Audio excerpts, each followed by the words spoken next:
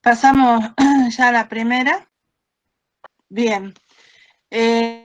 Como les dijo la ingeniera Gareca, en esta clase lo que vamos a ver son conceptos que ustedes ya... la anterior. Bueno, son conceptos básicos que tal vez ustedes ya lo traen, ¿no es cierto?, de las químicas especialmente. Es decir, que estamos abordando un poco la ciencia de los materiales, es decir, la parte básica de la ingeniería de materiales. Bien, ahí ustedes tienen el modelo de átomo de Bohr, lo básico, que está constituido por un núcleo, es a su vez un núcleo y electrones, y a su vez el núcleo tiene protones y neutrones, y en los distintos niveles de energía están ubicados los electrones. ¿Por qué? O sea, ¿por qué vemos? Porque justamente la materia, los materiales que nosotros vamos a utilizar están constituidos por átomos. Bien, esto ya más o menos lo vimos en la clase pasada, son los distintos niveles a que uno aborda el estudio de los materiales, es decir, empezamos con la macroestructura, cuyas dimensiones o longitudes, escalas de longitudes en las cuales uno utiliza son centímetros a metros, o bien dimensiones mayores de 1000 nanómetros. ¿Y qué es lo que vamos a observar en esta dimensión? Lo que observamos son, por ejemplo, algunas imperfecciones de los materiales, como ser porosidades, fisuras, o también podemos observar características de los materiales, como por ejemplo recubrimiento que puede tener algún material. Dentro de la microestructura, la escala que corresponde es de aproximadamente de 10 a 1000 nanómetros. Es decir, los micrones, si lo ponemos en nano, sería más o menos 1000 nanómetros, o sea, 10 micrones, 1000 nanómetros. ¿Y qué es lo que se puede estudiar a ese nivel? Son los granos, la estructura de granos que tiene el material, los límites de grano, el tamaño de los granos y todas las propiedades que son inherentes a esas microestructuras. Luego tenemos el nivel de la nanoestructura, que tienen ahí, digamos, las dimensiones, o sea, las cuales se trabaja, y son otras las propiedades que están relacionadas a este nivel de estudio. Y luego la estructura atómica, que es importante porque ustedes ven ahí qué es lo que comprende, o sea, qué es lo que podemos, en qué influye esta escala en algunas propiedades que nosotros vamos a ver en los materiales. Por ejemplo, el modo de elasticidad, que es un parámetro importante dentro de las propiedades de los materiales, y también el coeficiente de dilatación. Entonces, hay propiedades que entonces dependen de la estructura atómica, otras que dependen de la microestructura, pero no siempre dependen de una sola, sino pueden también estar influidas por tanto la estructura atómica como la microestructura. Por eso es que vemos estos distintos niveles de estudio de los materiales. Bueno, estos conceptos no los voy a explicar porque seguramente ustedes lo han visto. Después ustedes van a tener el PowerPoint para refrescar un poquito, digamos, para traer sus conocimientos previos de otras, de las químicas, ¿no es cierto?, que es el número atómico, la masa atómica, la valencia, electronegatividad, que son conceptos que ustedes ya manejan. Bien, lo que es importante es acordarse y saber qué es un enlace. Dentro de los enlaces existen los llamados enlaces fuertes, que comprenden los enlaces de tipo iónico, los enlaces de tipo covalente y los enlaces de metálicos. Estos tres tipos son enlaces bastante fuertes y se les dice también enlaces primarios. Luego tenemos un cuarto tipo de enlace, que es el llamado enlace de Van der Waals, que es más débil, y ya vamos a ver en qué, digamos, circunstancias se presenta. Bueno, dentro de los enlaces fuertes tenemos el enlace metálico. Recordarán ustedes que el átomo de un elemento metálico, ¿no es cierto?, pierde, digamos, sus electrones de valencia y se forman una nube de electrones que, digamos, rodea a ese a ese átomo que ha perdido esos electrones, ese átomo que se transforma en un ion positivo, ¿no es cierto?, porque ha perdido los electrones, y digamos, esa nube de electrones es, digamos, o ese tipo de enlace es el que le da determinadas propiedades. Por ejemplo, al moverse los electrones con facilidad, si uno digamos, lo somete a un, digamos, a un voltaje, esos pueden empezar a conducir la electricidad. Es decir, una de las propiedades importantes debido a ese enlace es, digamos, la conductividad eléctrica. Además, otra de las propiedades importantes es estos materiales que muestran también una excelente, digamos, utilidad, pero, digamos, el nivel atómico no es, o sea, no es el determinante para esa ductilidad. Si bien influye, pero no es, digamos, el único factor que influye en la ductilidad. Hay otras razones que las vamos a ver más adelante cuando veamos toda la parte de mecanismos de endurecimiento y todos los tipos de acero, los cuales van a influir justamente en la de algunos metales. ¿Qué es la ductilidad? Para algunos que no conozca o a lo mejor no ha sentido, la ductilidad se refiere a cuando el material puede estirarse o puede doblarse sin romperse. Hay algunos aceros que tienen una excelente ductilidad y eso trae aparejado otras propiedades. En cuanto a los puntos de fusión de estos materiales que cuentan con este tipo de enlace, son relativamente altos. En cuanto a las propiedades, otra propiedad que podemos nombrar son las propiedades ópticas, refleja bien la radiación visible, además, los metales tienen un carácter electropositivo, debido a esto tienden a sufrir lo que se llama la corrosión, término que también tal vez lo conozcan, pero ya se lo va a abordar en en otras unidades, que la corrosión, digamos, es un fenómeno muy importante que debe ser tenido en cuenta porque provoca, digamos, un deterioro en el material. Bien, ese es en cuanto al enlace metálico, o sea, cómo el enlace metálico influye en algunas propiedades. Eso es lo importante, ¿no es cierto?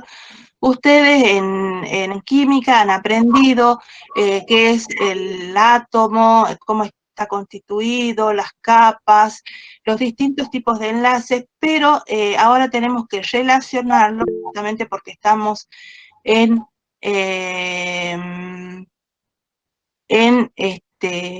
materiales, tenemos que relacionarlo a, digamos, a los materiales.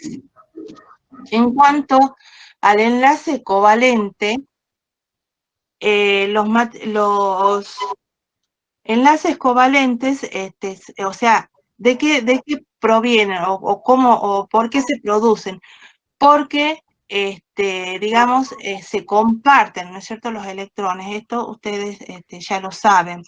Por ejemplo, si tenemos el caso de la sílice tiene 4 electrones, ¿no es cierto? Entonces forma un tetraedro uniéndose a otras 4 átomos de sílice compartiendo un electrón, de manera que alrededor del átomo de sílice quedan, digamos, 8 electrones.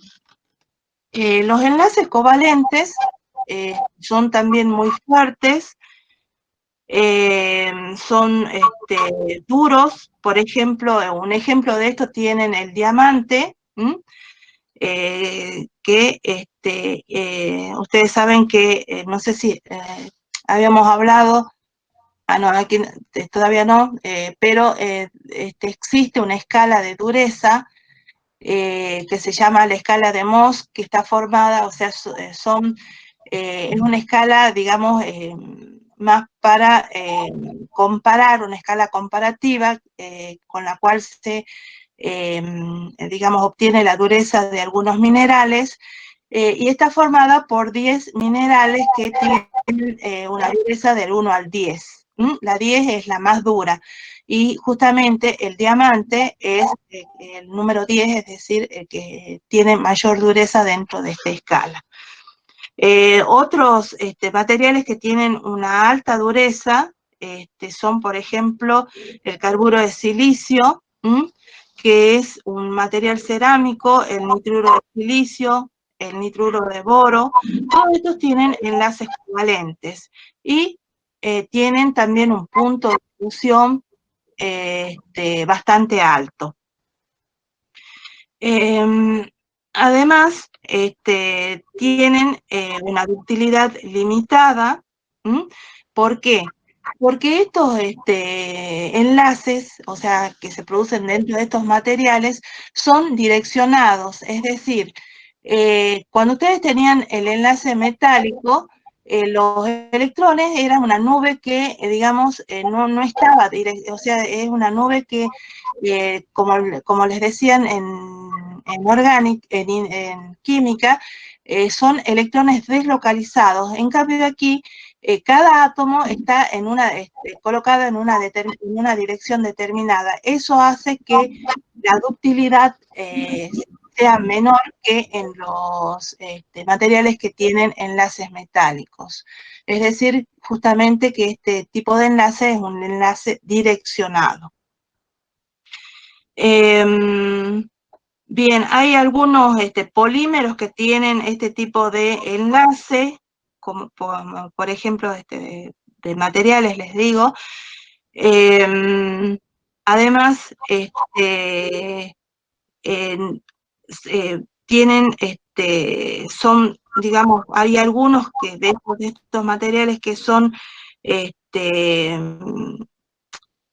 muy quebradizos, es decir, que no se puede decir solamente con saber la estructura o el tipo de enlace, cómo va a ser las propiedades. Es necesario también tener toda una serie de propiedades, tanto atómicas como microestructurales, para saber, digamos, el comportamiento del material. En principio, nosotros inferimos que, bueno, no va a ser, digamos, dúctil porque tiene enlaces direccionados, pero también tenemos que considerar otras propiedades para ver cómo es el comportamiento de ese material. Bien, dentro de otro de los enlaces fuertes tenemos los enlaces de tipo iónico. Aquí hay una cesión, como ustedes saben, o transferencia de un electrón, es decir, que tenemos átomos diferentes. En cambio, en los enlaces de tipo covalente, los enlaces eran, eran entre átomos iguales, por ejemplo, la sílice, habíamos visto, ¿no es cierto? Que se enlaza con otros átomos de sílice. Aquí son átomos distintos, por ejemplo, un átomo de sodio y un átomo de cloro. El átomo de sodio, digamos, le cede al átomo de cloro completamente su electrón de valencia, entonces el átomo de cloro queda con los 8 átomos que necesita. Son enlaces fuertes, tienen los materiales que tienen este tipo de enlaces son, o sea, tienen alto punto de fusión y son bastante duros. Y luego tenemos los enlaces débiles, que estos, digamos, son enlaces o fuerzas o uniones de tipo intermoleculares, es decir, que son interacciones que mantienen unidas a moléculas. Y son fuerzas de tipo electrostáticas. Y tienen una diferencia con las intramoleculares, porque estas son, digamos, fuerzas que unen moléculas, las otras unen átomos, es decir, eso no quita que dentro, ¿no es cierto?, de estos enlaces digamos, estos enlaces moleculares, haya, estén los átomos que tengan, digamos, fuerzas de tipo iónico, covalente o metálico. Bien, el siguiente, por favor. Y ahí, bueno, ustedes pueden ver todos los tipos de enlaces, como por ejemplo el puente hidrógeno, que ustedes lo conocen muy bien, si lo han visto en química. Bueno, aparte de tener esos 3 tipos de enlaces fuertes y el cuarto, que es un enlace de tipo más débil, que es el enlace de Van der Waals, tenemos enlaces de tipo mixtos, es decir, que se pueden presentar a la vez enlaces iónicos y de Van der Waals o de Van der Waals más covalente o metálico más covalente, metálico más iónico, covalente más iónico, etc. Por ejemplo, los materiales cerámicos, justamente la definición de materiales cerámicos es que tienen enlaces iónicos o covalentes o una mezcla de ambos. Por eso ven ustedes que en cada vértice de ese tetraedro tienen un tipo de enlace y el enlace, digamos, cerámico corresponde a un intermedio entre el covalente y el iónico. Luego tienen los otros tipos de enlaces que también pueden tener una porción o algo de otro tipo de enlace. Bueno, ahora, hay muchas propiedades que dependen justamente de cuál es la fuerza que están unidos estos átomos. Cuando tenemos 2 átomos, la distancia de equilibrio de esos 2 átomos está, digamos, causada o por un equilibrio entre las fuerzas repulsivas y las fuerzas atractivas, ¿no es cierto? Entonces, esa distancia es el resultado de eso, de las fuerzas atractivas y de las fuerzas repulsivas. En el enlace metálico, por ejemplo, la atracción entre los electrones y el núcleo se equilibra, ¿no es cierto?, con la repulsión de los otros núcleos. Es decir, un átomo, como habíamos visto hace un momento, tiene electrones de valencia que se deslocalizan, es decir, forman la nube de electrones. Entonces lo que queda es un ion, habíamos dicho hace rato, un ion positivo, y esos electrones de ese átomo están fuertemente atraídos por el núcleo. Y ahí hay una fuerza de atracción. Esa fuerza de atracción está equilibrada por la fuerza de repulsión que existe entre núcleo y el núcleo vecino, es decir, de otro átomo metálico. Ahora, la separación de equilibrio, digamos, ¿cuándo se produce? Es decir, ¿cuál es la separación que hay entre un átomo y otro? Cuando la energía interatómica de ese par de átomos es la mínima. Ustedes saben que siempre es la ley esa que siempre las energías tienden a un mínimo. Bueno, esa energía interatómica es, digamos, o sea, esa separación de equilibrio va a ocurrir cuando esa energía sea mínima. Es decir, cuando no haya, digamos, una fuerza ni de atracción ni de repulsión neta. Es decir, que haya, digamos, no haya, como les decía, una fuerza neta. Entonces, el espaciamiento que va a haber en un metal, por ejemplo, sólido, es generalmente, como ven ahí, ahí es de, bueno, eso ya lo vamos a ver en otra diapositiva, pero la distancia que existe mínima entre dos átomos es igual a la suma de los dos dos radios, de los radios, es decir, es igual a un diámetro. Esto lo podemos utilizar cuando los átomos son iguales, es decir, cuando, por ejemplo, tenemos dos átomos de sílice, pero no cuando los átomos son distintos, en el caso, por ejemplo, del enlace de tipo iónico, porque ahí nosotros tenemos la unión de dos átomos que van a tener distintos radios, ¿no es cierto? Entonces, vemos ahí en el diagrama que hay una energía mínima, que es la que corresponde al espaciamiento interatómico de esos átomos.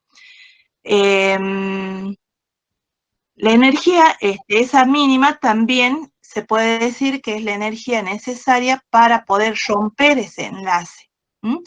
Ahora, esta energía va a variar, o sea, va a ser, mejor dicho, o va a depender, hay determinadas propiedades que van a depender digamos, de la magnitud de esta energía. Por ejemplo, el módulo de Young, es decir, el conocido E, no sé si ustedes lo llegaron a ver, pero cuando uno tiene, bueno, si no lo conocen, les doy una idea de que cuando uno le imprime una fuerza a un material y lo, digamos, primero existe un periodo elástico, luego un periodo plástico, todo eso se puede, digamos,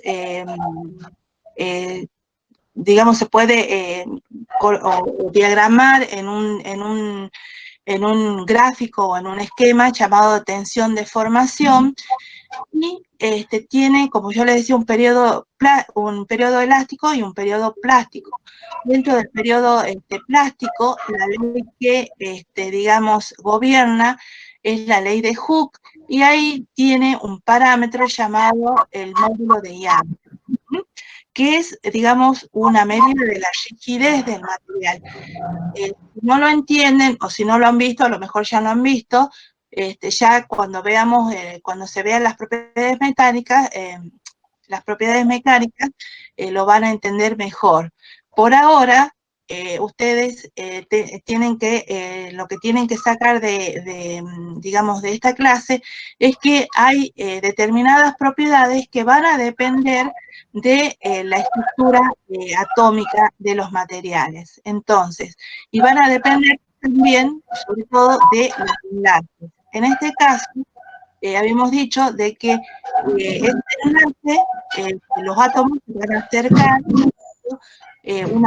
a una distancia mínima, y la energía necesaria para poder romper ese enlace, va a ser esa energía que yo le estoy hablando. Esa energía es, digamos, se ve graficada como, digamos, el pozo o el pozo de energía que tienen en la gráfica. Es decir, cuanto más profundo es el pozo, esa energía va a ser mayor y va a ser más difícil, por ejemplo, va a tener más difícil romper el material o más difícil desunir el material, va a tener, por ejemplo,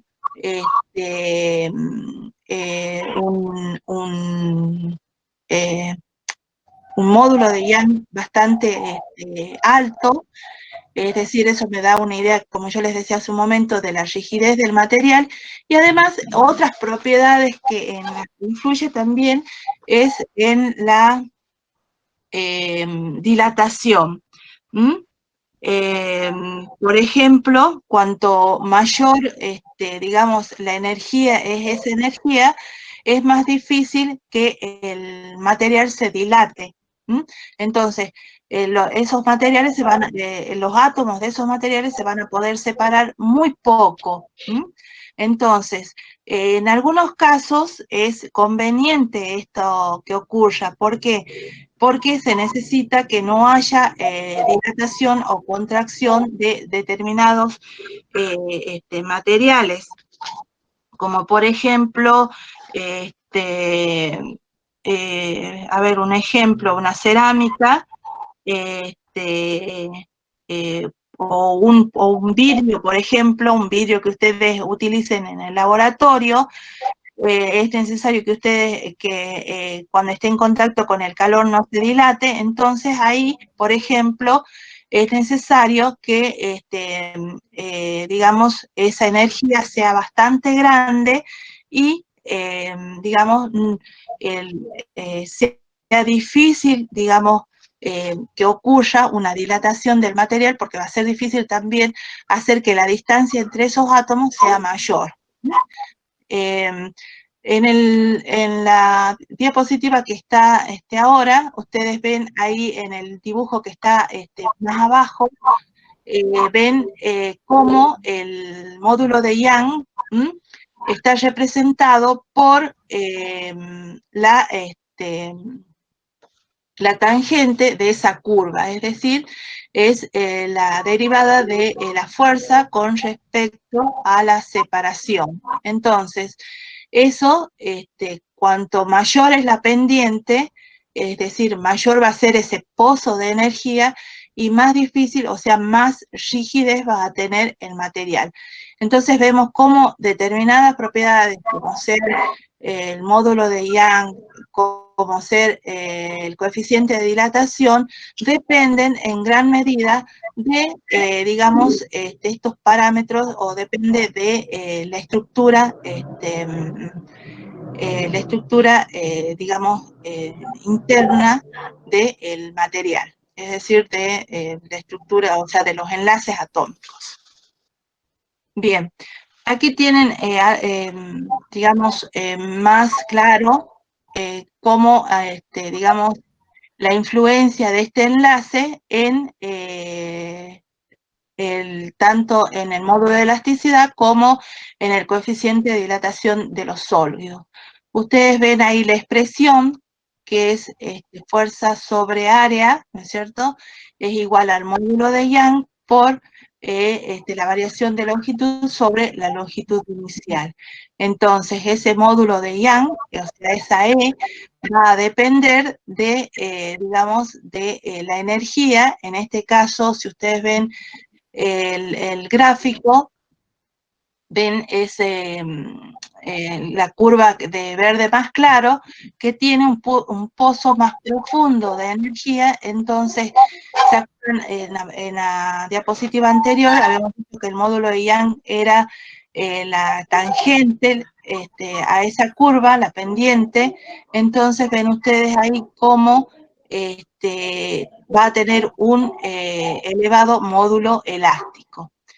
Luego, la que tiene un bajo módulo elástico tiene ese pozo de energía menos profundo. Y con respecto también al coeficiente de dilatación, la curva celeste es la que tiene un bajo coeficiente de dilatación, en consecuencia no se va a dilatar, por eso tiene un pozo más profundo de energía, va a ser más difícil, digamos, desunir esos átomos, entonces va a ser más difícil que se dilate, por eso es que el pozo es más profundo. Y por lo contrario, aquellos que sea más fácil, digamos, cuando uno lo calienta, que se dilate, ese pozo de energía va a ser menor. Aquí hay un resumen bastante gráfico de cómo cada tipo de enlace varía con, o sea, mejor dicho, cómo cada propiedad varía con el tipo de enlace. Vemos que el módulo elástico en los enlaces covalentes, que son enlaces bastante fuertes, en los iónicos y en los metálicos, es alto. En cambio, en los enlaces de tipo de Van der Waals, que habíamos dicho que era un enlace débil, también el módulo elástico es bajo.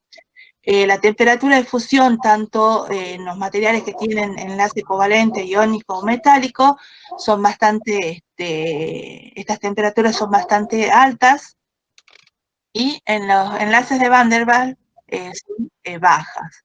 El coeficiente de dilatación, que lo vimos gráficamente, también es bajo en el covalente, iónico y en el metálico en menor medida, pero en los enlaces de Van der Waals, como digamos se dilata fácilmente, es bastante alto el coeficiente de dilatación. Bueno, aquí tenemos también otras propiedades como la conductibilidad eléctrica, la dureza. Al ser, digamos, bastante duro el material, va a tener también temperaturas de fusión altas, es decir, que las propiedades de temperatura de fusión y dureza están más o menos relacionadas. Y luego en el gráfico de la parte inferior tenemos cómo es, digamos, la gráfica tensión de formación para los distintos materiales. Los materiales que, digamos, que nosotros los definimos a través de su estructura, de su composición. Por ejemplo, los cerámicos que tienen enlace covalente o iónico, o algunas predominantemente covalente, tienen una baja tenacidad y son bastante frágiles y tienen un módulo de elasticidad bastante alto. Es decir, esa curva azul, ustedes ven que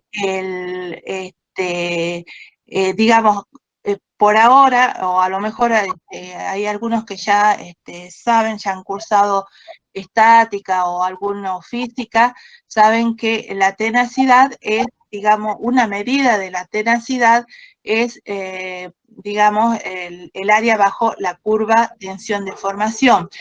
Cuando se trata de materiales cerámicos, los materiales cerámicos no tienen periodo plástico, es decir que solamente tienen el periodo elástico, en consecuencia la tenacidad va a ser bastante baja. Es toda esa área celeste que ustedes ven debajo de la curva azul. Los metales, en cambio, como tienen, digamos, ustedes pueden ver ahí, tienen una alta tenacidad, que es la curva verde. La tenacidad es bastante alta porque es toda esa área que está debajo de la curva, y tienen un módulo de elasticidad más bajo que los cerámicos, es decir, un módulo de elasticidad medio. Y los polímeros, que tienen generalmente enlaces de Van der Waals, tienen muy baja tenacidad.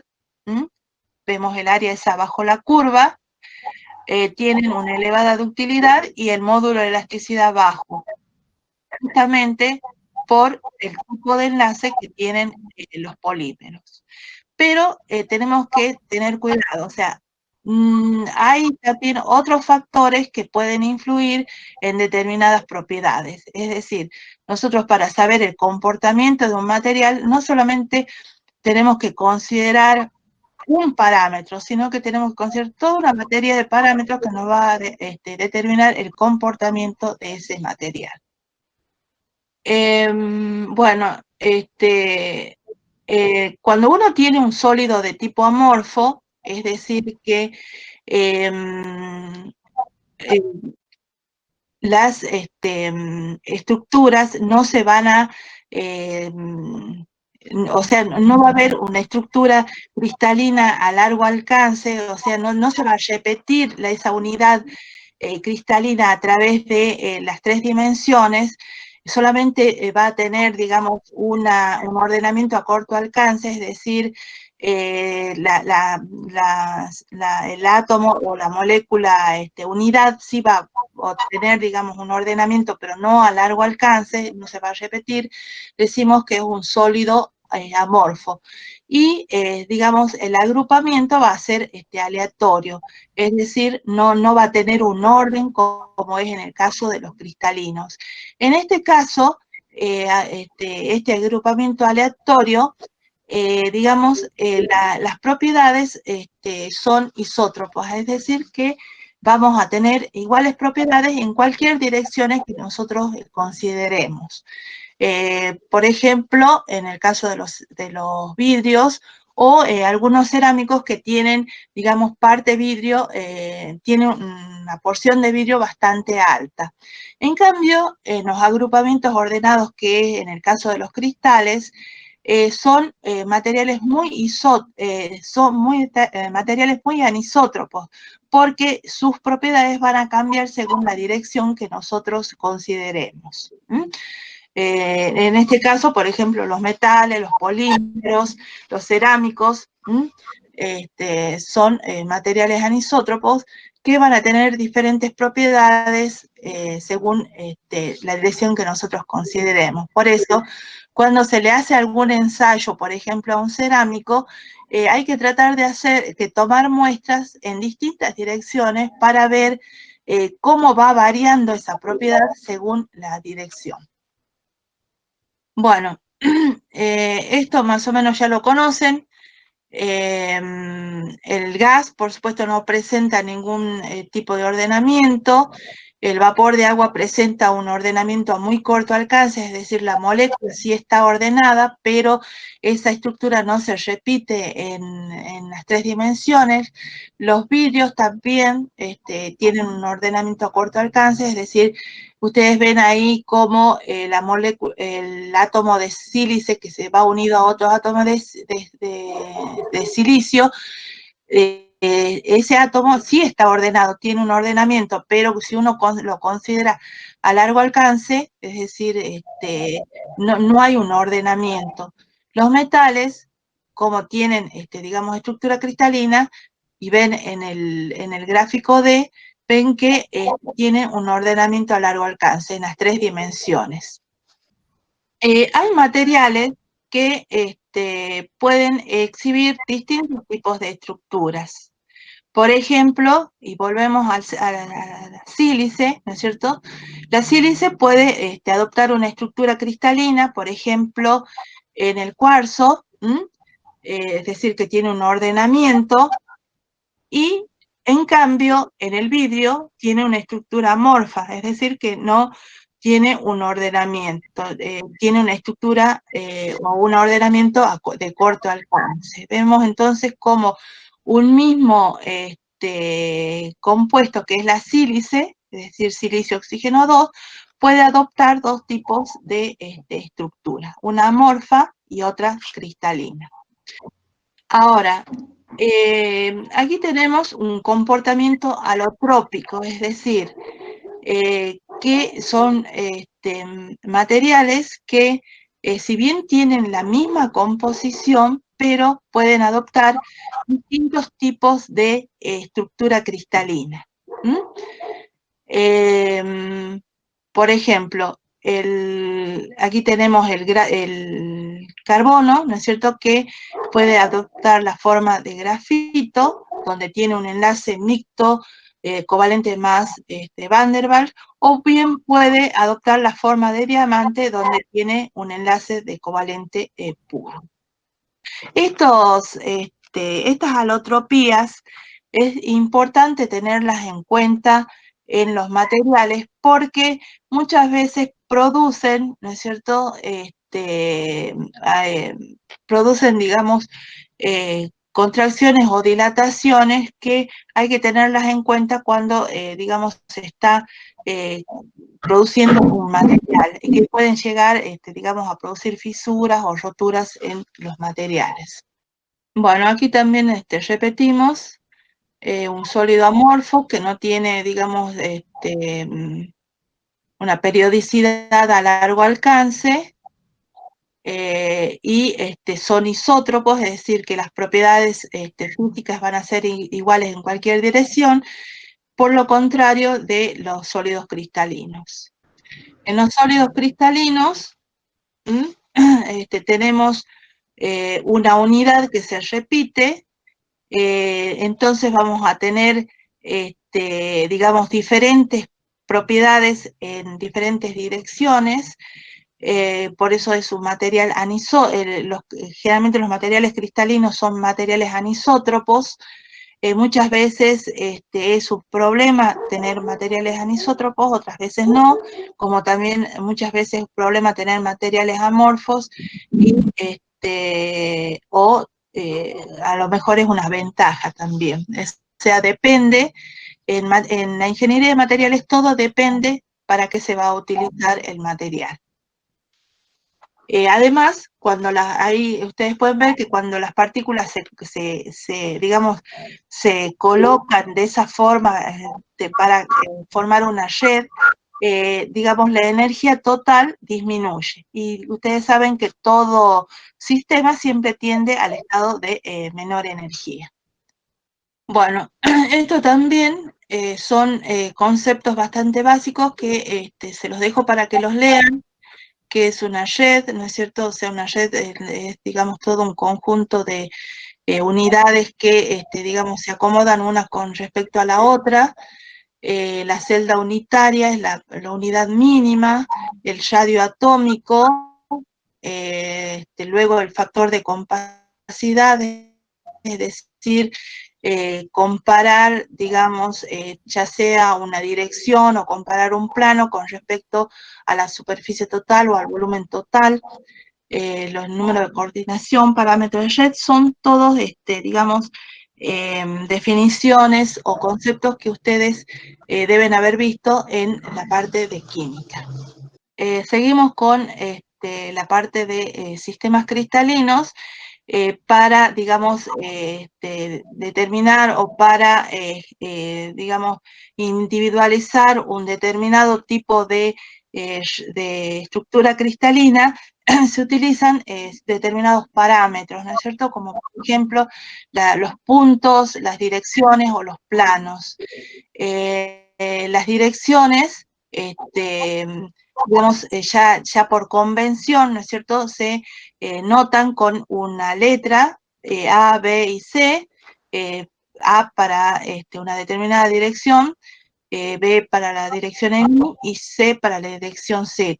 Y luego también los ángulos entre ejes, que también ya son, ya está, digamos, estandarizado, ya, digamos, ya es, digamos, alfa, beta y gamma, ya son parámetros que se han sido consensuados, que se los llama así, digamos, de esa manera.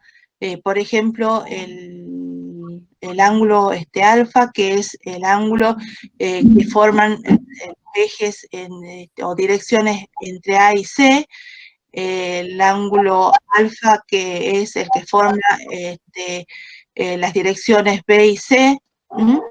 Entonces eso ya está, digamos, estandarizado, ya por norma se los llama de esa manera. Y son parámetros que van a definir mi celda unidad, van a definir qué tipo de estructura cristalina con la cual yo estoy trabajando. Bueno, y abajo de ese tienen un gráfico donde tienen una red cristalina donde se repite esa celda unidad. En la naturaleza, este señor, no sé cómo se pronuncia. francés, me imagino, pero Bravais son las 14 celdas básicas de Bravais, donde están, digamos, incorporadas todas las estructuras que pueden, digamos, haber en la naturaleza y también en estructuras de materiales hechos por el hombre también. Tienen la estructura cúbica, las tres formas de la estructura cúbica, la cúbica, el patrón, es decir, la cúbica simple. Luego tienen la cúbica centrada en las caras, centrada en los cuerpos. Esta estructura cúbica es muy importante en los metales. Ya van a ver ustedes cuando vean la parte de acero, las estructuras que adopta, digamos, el acero de acuerdo a la composición y de acuerdo a la temperatura va a adoptar distintos tipos de estructura cúbica. Luego tienen la estructura tetragonal, la tetragonal centrada en el cuerpo, la estructura hexagonal, las ortorrómbicas, las romboédricas monoclínicas y la estructura triclínica. Es decir, son 14 redes que comprenden todas las estructuras cristalinas que existen, digamos, o conocidas hasta ahora, porque no sabemos, en una de esas pueden surgir nuevas estructuras, ¿no es cierto? Se pueden crear nuevas estructuras, o a lo mejor se pueden descubrir o crear. Por lo menos hasta ahora hay estas 14 celdas básicas de Bravais. Es decir, las 14 formas cómo se acomodan los átomos en una unidad cristalina. Bueno, aquí también volví a repetir los distintos sistemas que existen. Bien, aquí están de nuevo para que vean bien. Aquí dice 7 sistemas cristalinos, ¿no es cierto? Y 4 celdillas unidad. Celdillas unidad o sea, se refiere al patrón, es decir, a la básica, a la cúbica simple, a la tetragonal simple, a eso se refiere. Todos los puntos que existen, o direcciones, o planos que existen en una celda unidad o en una red, es necesario ubicarlos dentro del espacio. Para eso se utilizan los índices de Miller, los llamados índices de Miller. Por ejemplo, para un punto, o sea, así como nosotros ubicamos un punto en un sistema de coordenadas, aquí también cada punto de una celda o de una red, ¿no es cierto?, tiene un parámetro que la define, que son los índices de Miller. Es decir, está en 3 dimensiones, son 3, ¿no es cierto?, los parámetros que definen un punto. Pueden definir un punto o también se utilizan, ¿no es cierto?, o sea, direcciones o también planos. Bueno, aquí tienen las direcciones que también, ¿no es cierto?, están definidas por 3 parámetros o 3 puntos. Si bien están definidas por 3 puntos, pero ustedes ven que aquí están entre corchetes, lo que significa que son direcciones. Bueno, y aquí tienen los planos cristalográficos. Ahora, yo lo estoy pasando rápidamente porque se supone que ustedes alguna vez en química lo han visto, ¿no es cierto? ¿Por qué traemos, digamos, para que ustedes recuerden a colación todos estos puntos, direcciones, planos? Porque hay comportamientos de los materiales que, digamos, va a depender de estos planos o de estas direcciones. Lo que vemos aquí es cómo se acomodan, ¿no es cierto?, los átomos y a qué es igual el radio por ejemplo, en una estructura cúbica simple, en una estructura cúbica centrada en el cuerpo o en una estructura cúbica centrada en las caras. Entonces, ustedes ven que ahí en un radio o pueden haber dos o tres átomos. Entonces, Eso va a dar una idea de, y también ya vamos a ver en figuras posteriores para que ustedes lo vean más, huecos o lugares vacíos, porque, por supuesto, si nosotros estamos siempre, digamos, bajo la hipótesis de que del átomo es una esfera, ¿no es cierto? Entonces, si nosotros acomodamos las esferas estas en los vértices de ese cubo, siempre van a haber lugares vacíos, ¿no es cierto? Van a quedar lugares vacíos, no van a ser lugares grandes, pero van a ser lugares vacíos. Entonces, va a haber un factor de empaquetamiento, es decir, va a haber una densidad, digamos, teórica con respecto a una práctica. Es decir, debido a esos lugares vacíos, tal vez nosotros las densidades que sacamos no son, digamos, correctas, no son ¿cómo les podría decir? Las verdaderas. Bueno, aquí lo que se hace, o sea, lo importante es qué es la compacidad, ¿no es cierto? O sea, lo que yo les decía, ustedes tienen es la relación entre el volumen real que ocupan los átomos y el volumen de la celda. ¿Ven? Nosotros consideramos la celda, ¿no es cierto?, como todo el volumen que tiene adentro. ¿Mm? O sea, el cubo ese, todo el volumen, pero realmente los átomos no ocupan todo el volumen. ¿Mm? Por eso yo les decía que una forma de decir es que esa compacidad me va a dar qué parte de esa celda va a ocupar van a ocupar los átomos. O sea, vamos a tener para distintos tipos de cristal, para distintos tipos de, por ejemplo, para la cúbica centrada en la cara, cúbica centrada en el cuerpo, vamos a tener distintos tipos de compacidad. Por supuesto que hay algunas que van a tener un valor mayor de compacidad y vamos a ver enseguida qué es lo que implica ese valor mayor o ese mayor valor de compacidad.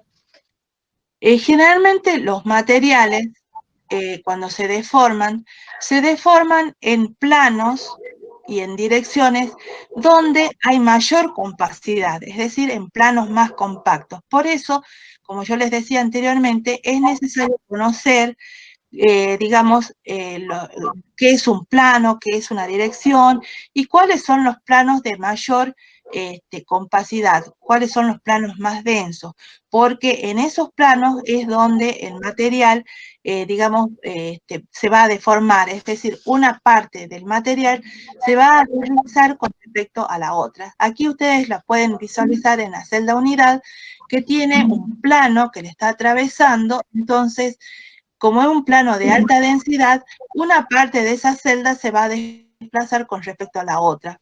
O sea, estas direcciones o planos son los planos de más fácil deslizamiento. Bueno, aquí ustedes tienen, para mostrarles solamente los distintos tipos de estructuras que se dan en los metales. En los metales se dan sobre todo la estructura cúbica centrada, como yo les decía hace un momento, centrada en las caras, cúbica centrada en el cuerpo y hexagonal. Y en los materiales cerámicos hay muchos tipos de estructuras. En los metales se da sobre todo estos tres tipos, pero en los cerámicos tienen muchos tipos de estructuras cristalinas. Hay trigonales, por ejemplo, la calcita, que es un material cerámico, tiene una estructura trigonal. Ya vamos a ver, ya les voy a mostrar cuando terminemos de pasar este PowerPoint algunos minerales para que ustedes vean cómo la mínima unidad se repite algunas veces, o sea, lo que nosotros vemos en el nivel nano o en el nivel atómico, podemos visualizarlo en forma macro, cómo se van repitiendo estas celdas a nivel macro que podemos, podemos ver, digamos, la estructura cristalina de estos materiales. La próxima estructura, bueno, aquí están las características, vemos que la compacidad, o sea, la densidad es de 0,74, corresponde a una estructura cúbica centrada en las caras, y son bastante maleables y dúctiles, justamente por esos planos, por esa alta compacidad que tiene, por esos planos altamente densos y compactos, que los materiales pueden, digamos, digamos, deformarse, y en cambio hay otras estructuras de los aceros, por ejemplo, de los metales, por ejemplo, la estructura cúbica centrada en el cuerpo, que no son tan maleables y dúctiles como esta, porque justamente vamos a ver que el factor de compacidad es menor. Esta es una estructura cúbica centrada en el cuerpo.